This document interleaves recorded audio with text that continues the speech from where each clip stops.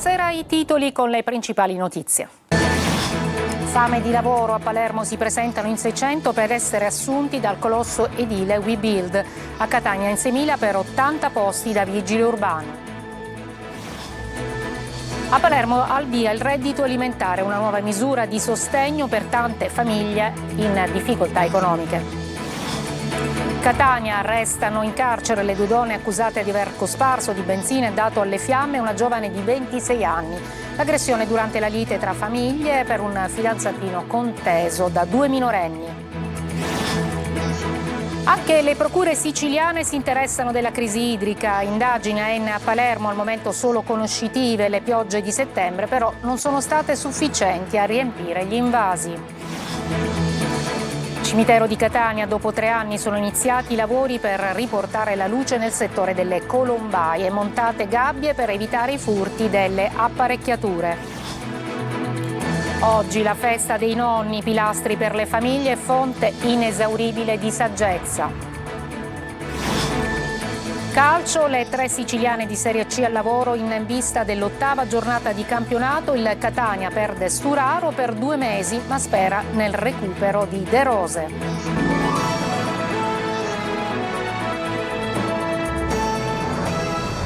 Buonasera, eccoci il primo piano nel nostro telegiornale, la fame di lavoro in Sicilia. Pensate, a Palermo si presentano in 600 per essere assunti, o almeno sperano di essere assunti, dal colosso edile WeBuild. Sentiamo.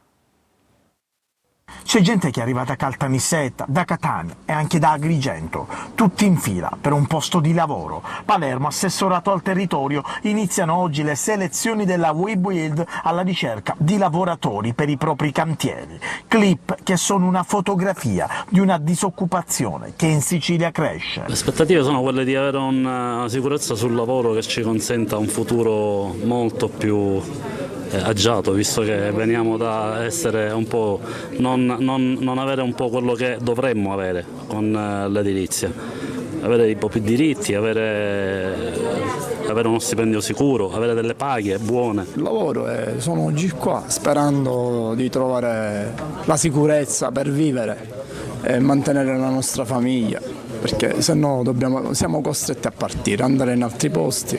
Io ad esempio ho 54 anni. Lei lavora in questo momento? Per il momento sono inoccupato, cioè disoccupato. Lavoravo per un'azienda, come per situazioni... Quindi questo è il posto della vita? Sì, anche perché a 54 anni mi consentirebbe, se si riuscisse ad entrare in questa azienda, di arrivare praticamente a un'età pensionistica.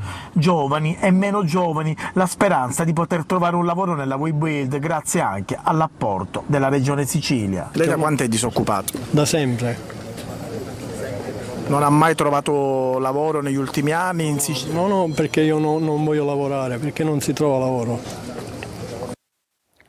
E restiamo in tema perché a Catania è iniziato il concorso per 80 posti di agente municipale, 6.000 i candidati. Abbiamo ascoltato alcuni di loro. Sentiamo Tonino De Mana. 6.000 candidati per 80 posti di vigile urbano, contratto di 30 ore a tempo indeterminato, un'occasione ghiotta e da prendere al volo in una città, Catania, che certo non brilla alla voce occupazione. 2 giorni di sessioni e sogni in un concorso in cui non ambisce il sindaco Trantino, ma che, indirettamente, non vede l'ora di veder potenziato l'organico della Polizia Municipale.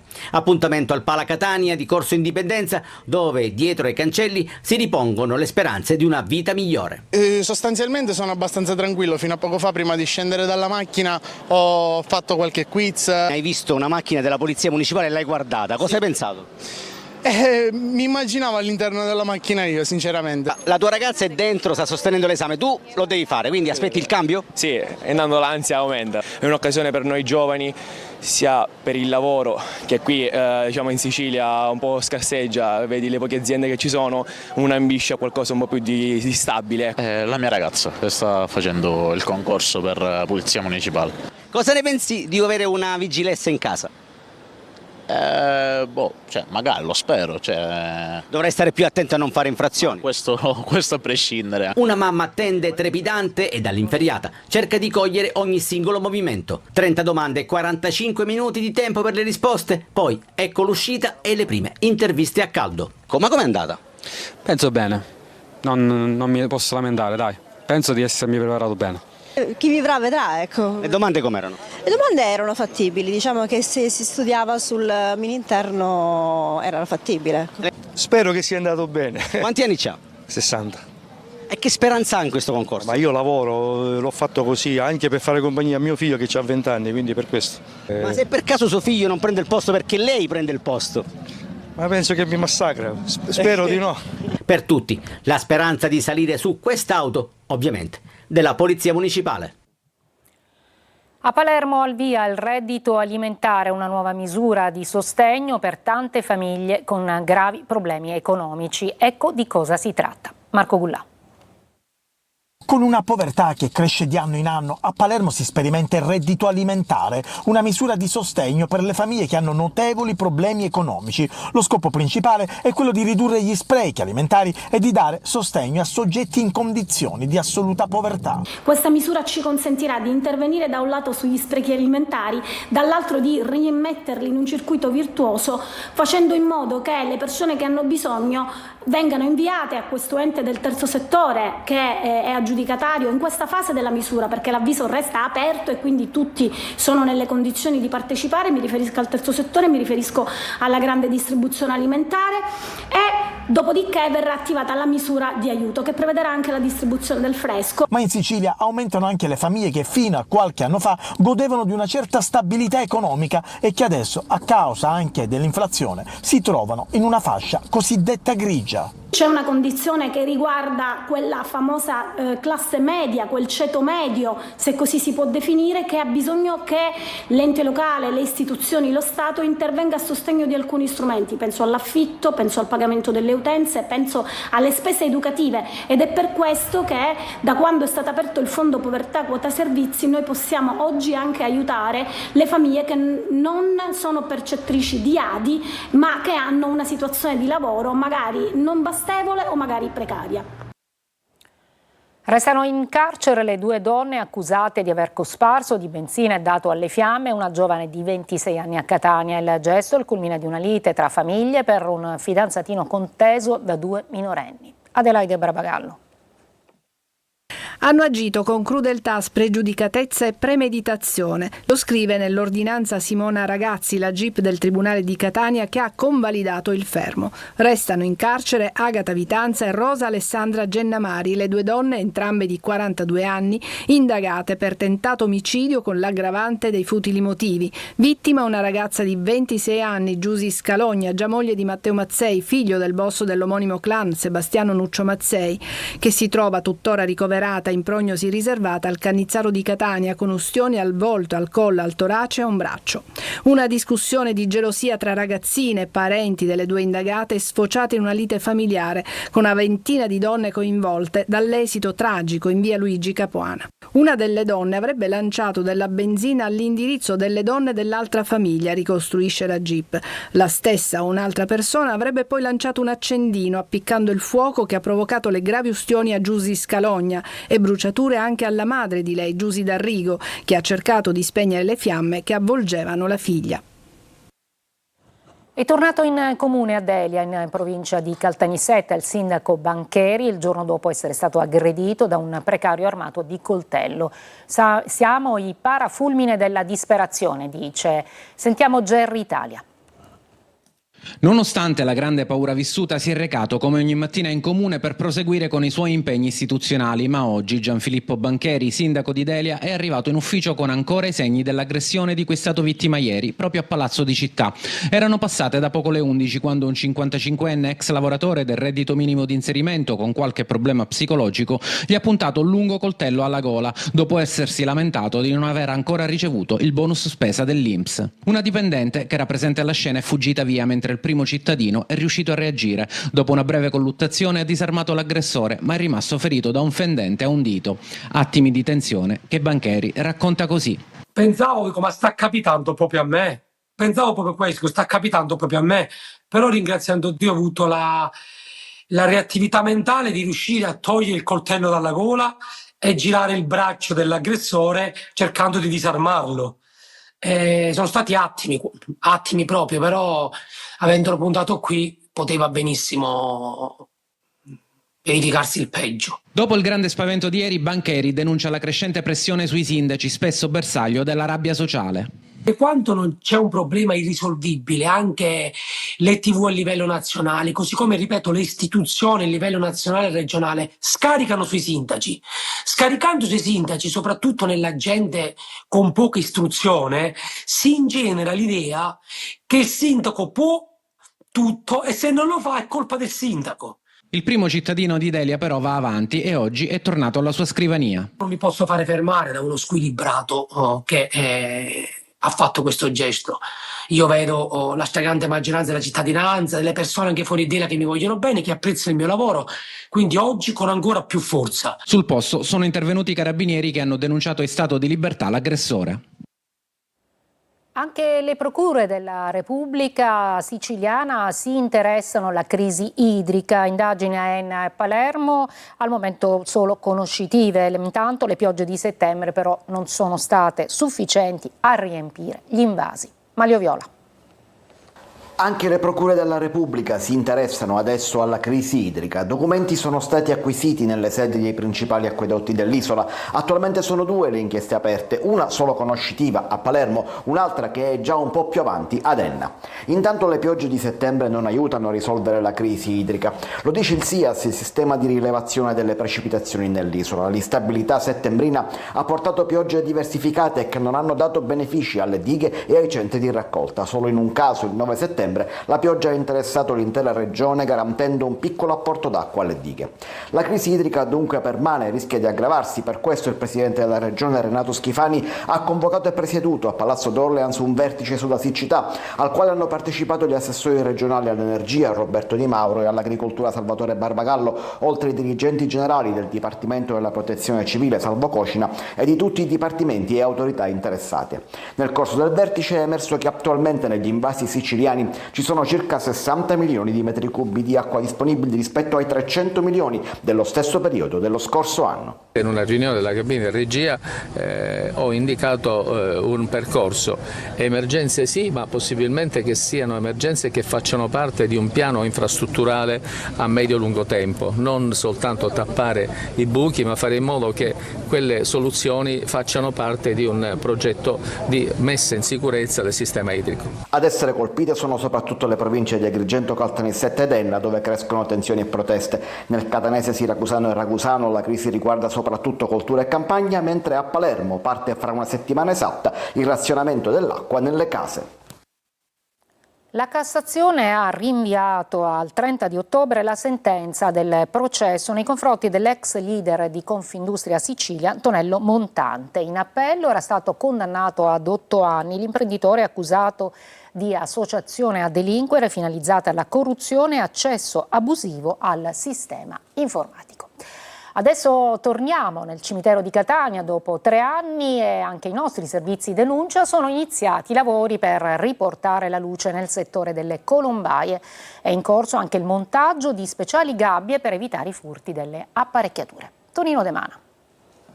L'intervento dovrebbe finire tra circa 15 giorni, quindi dovremmo essere nei tempi in modo tale da dare questo segnale, questo regalo alle famiglie prima della commemorazione. 3 anni senza luce, colpa dei cosiddetti predatori di metalli, capaci di violare il cimitero e spogliarlo di ogni cosa, dai cavi ai portavasi passando per i fiori. La gabbia che vedete servirà a mettere in sicurezza l'impianto elettrico grazie all'impegno dell'assessore comunale al cimitero Petralia che per primo, dopo i nostri servizi denuncia, si è battuto per riportare la luce nell'ala delle cosiddette colombaie, apparecchiature che attendono di essere installate, prima però. Stiamo realizzando delle gabbie in ferro in modo tale da evitare che questi impianti vengano nuovamente messi appunto in difficoltà dagli incivili, vengono nuovamente manomessi, mettendolo per iscritto chiesto alla polizia locale di incrementare i controlli all'interno del cimitero, spero anche nel buon senso, nella collaborazione dei cittadini. In attesa di stanare incivili e balordi che a volte agiscono per raggranellare pochi euro, sono stati ultimati i lavori sulla rete idrica all'interno del Camposanto, numerose le perdite riscontrate che hanno portato al rifacimento di interi tratti di condutture. Altri interventi sono previsti dopo la commemorazione dei defunti. Una breve pausa e poi la festa dei nonni.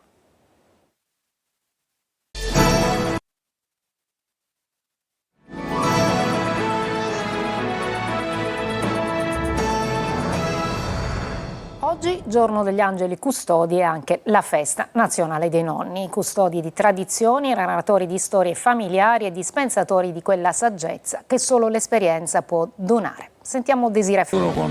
Stasera chiudo gli occhi ma non dormirò. Insostituibili babysitter hanno un ruolo fondamentale nelle famiglie, dotati di un amore incondizionato, sanno essere speciali come nessuno. E se una volta sono stati genitori un po' severi, si sa, con i nipoti è tutta un'altra storia. I nipoti sono una cosa particolare, l'amore per i nipoti non è quello per i figli, si sente qualcosa di diverso, in più. Non dico che meglio dei figli, perché con i figli tempo non ce n'avevamo quando sono cresciuti. Una roccia nella vita delle famiglie, i loro occhi sono ricchi di storie, i loro sorrisi sono sempre un conforto. In un'epoca in cui la società cambia rapidamente, rappresentano un punto fermo, un legame con le nostre origini e una fonte inesauribile di affetto e sostegno. Custodi di tradizioni, narratori di storie familiari e dispensatori di quella saggezza che solo l'esperienza può donare. E per chi non ha più la fortuna di averle ancora presenti nelle loro vite, il loro amore non si esaurisce, è grande e non ha confini. Auguri a tutti i nonni. Vi voglio bene. Tanti baci. Stasera chiudo gli occhi ma non dormirò. E passate anche da Catania la carovana di Come in Italia con visite senologiche, ginecologiche e nutrizionali in collaborazione con ASP e Ministero, con lo slogan "La prevenzione è il nostro capolavoro". Simona Mazzone. A ottobre, mese internazionale di sensibilizzazione sui tumori del seno, la parola prevenzione assume un significato ancora più incisivo ed è passata anche da Catania la carovana di Come in Italia con visite senologiche, ginecologiche e nutrizionali in collaborazione con ASP e Ministero e con lo slogan "La prevenzione è il nostro capolavoro". Per la donna in particolar modo il tumore del seno è la prima patologia per morte. Una donna su 9 si ammala nella propria vita di tumore del seno e quindi è importante fare prevenzione. Come si fa la prevenzione? Con l'autopalpazione e facendo le visite. Diffondere la prevenzione soprattutto dove ancora i numeri non sono incoraggianti. Siamo attorno al 30%, che è un valore molto basso secondo noi, e difatti si attiva sempre più per giornate come queste. Per me sono fondamentali perché spero che le persone capiscano l'importanza di sottoporsi alle giuste indagini. Dalla Sicilia al resto d'Italia per diffondere la cultura della prevenzione da sud a nord, coinvolgendo 36 città per offrire gratuitamente visite ed esami diagnostici. Questa carovana che parte da Catania, che parte dalla nostra terra, con la presenza dell'ASP a testimoniare l'importanza della prevenzione, lo facciamo in tutti i modi, sia in modo diretto con delle iniziative direttamente dell'ASP, ma anche in coinvolgimento con tutti questi che sono i nostri partner di volontariato. Le unità mobili fanno tappa al Castello Orsino fino ad oggi. Domani si sposteranno nel quartiere Zia Lisa all'Istituto Comprensivo Rita Adria e sono state allestite in contemporanea anche a Palermo in Piazza Verdi. Una breve pausa, poi il calcio con la preparazione delle 3 siciliane di Serie C.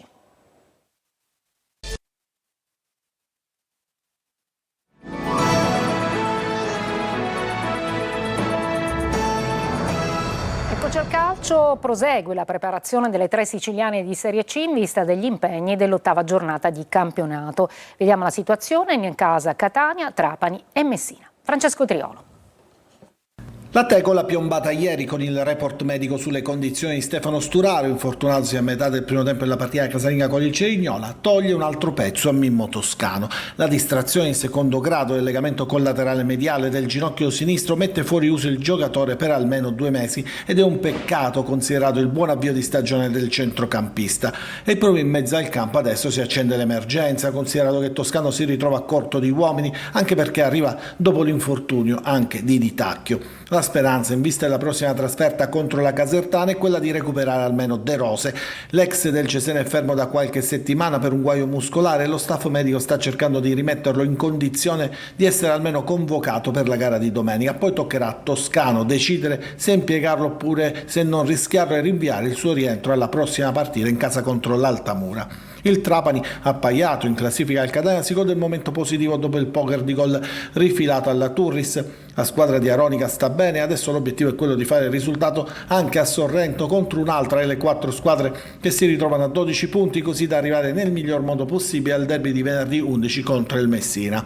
Messina, che incassata la sconfitta a Picerno, vuole mettere da parte gli elogi, meglio i punti, anche se l'avversario di domenica si chiama Benevento, capolista del girone, allenato dall'ex Auteri. I giallorossi ieri si sono allenati nell'antistadio, non certo il modo migliore per iniziare la settimana. Modica non avrà a disposizione sicuramente Salvo, il terzino è stato operato per la riduzione della frattura del setto nasale rimediata a Picerno. Matteo Marani è stato rieletto alla presidenza della Serie C per i prossimi 4 anni. In carica dal febbraio del 2023 si presentava all'elezione da candidato unico ed è stato votato per acclamazione. Bene, io mi fermo qui, vi ringrazio per l'ascolto e vi auguro una buona serata.